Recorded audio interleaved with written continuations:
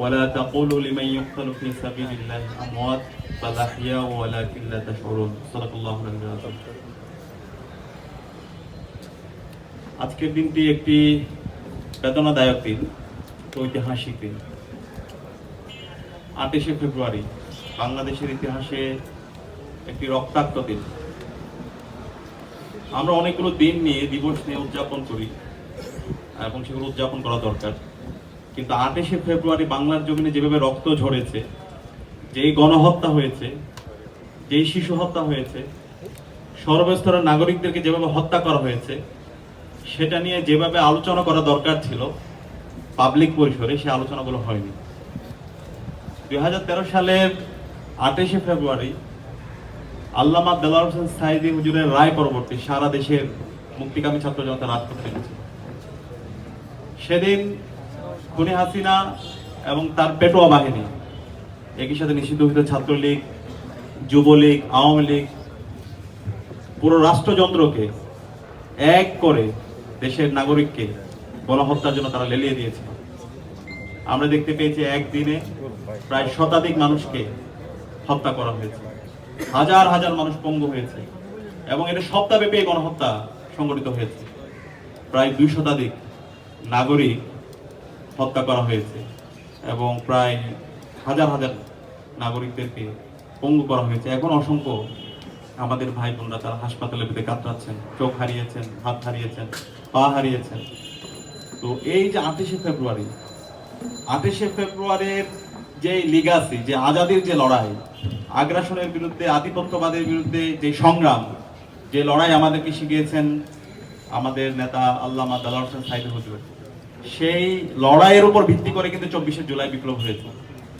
24শে জুলাই বিপ্লবের যে শহীদরা আছে, শহীদদের ইমাম বলে আমরা শহীদ আবু সাঈদ, শহীদ ওয়াসিম, শহীদ আলী রায়হান, শহীদ শান্ত, শহীদ ইসমাম, অসংখ্য শহীদদের আপনি জীবনী পাবেন যারা আল্লামা দেলোয়ার হোসেন সাঈদী হুজুরের যেই আদর্শ, আল্লামা দেলোয়ার হোসেন সাঈদী হুজুরের যে বয়ান, সেটাকে তারা লালন করত, সেটা ধারণ করত এবং তাদের ফেসবুক স্ট্যাটাসের মাধ্যমে তারা ওই সময়ে তাদের আকাঙ্ক্ষার কথাগুলো বলেছে।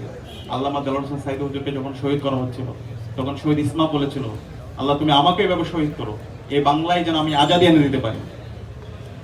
তো সেই ইসমাম 2024-এর জুলাই বিপ্লবে তিনি শহীদ হয়েছেন। শহীদ আবু সাঈদের স্ট্যাটাস থেকে আমরা দেখতে পেয়েছি।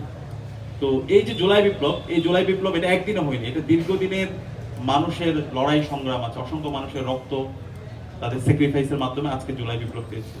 এবং এই জুলাই বিপ্লবের অন্যতম যেটা হচ্ছে আমাদের পাটতন তৈরি করে দিয়েছে, সেটা হচ্ছে 28শে ফেব্রুয়ারি।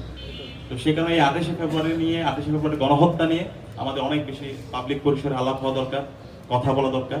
আমরা আজকের এই দিনে ঢাকা বিশ্ববিদ্যালয় কেন্দ্রীয় ছাত্র সংসদ এবং বাংলাদেশের ছাত্র সমাজের পক্ষ থেকে 28শে ফেব্রুয়ারির সকল শহীদদের শ্রদ্ধার সাথে স্মরণ করছি। আমরা নতুন সরকারের কাছে আমাদের দাবি থাকবে, ছাত্র সমাজের পক্ষ থেকে দাবি থাকবে, 28শে ফেব্রুয়ারির সকল শহীদদেরকে যেন রাষ্ট্রীয় সম্মাননা দেওয়া হয়, তাদেরকে রাষ্ট্রীয় স্বীকৃতি দেওয়া হয়। একই সাথে এই সকল শহীদদের এবং আহতদের রাষ্ট্রের পক্ষ থেকে পুনর্বাসনের ব্যবস্থা করা হয়। এবং একই সাথে এই 28শে ফেব্রুয়ারি খুনি হাসিনা এবং তার দোসররা যারা গণহত্যা এবং শিশু হত্যা করেছে, 2000 আমাদের ভাই বোনকে শহীদ করেছে এবং হাজার হাজার আমাদের ভাই বোনদেরকে পঙ্গু করেছে, যারা এই খুনের সাথে, গণহত্যার সাথে জড়িত আছে, তাদেরকে যেন এই বাংলার জমিনে বিচার আওতায় নিয়ে আসা হয়। এটার জন্য একটা কমিশন, স্বাধীন কমিশন গঠন করা হয়। গত 16 বছরে, গত 13-14 বছরে সেটা হয়নি।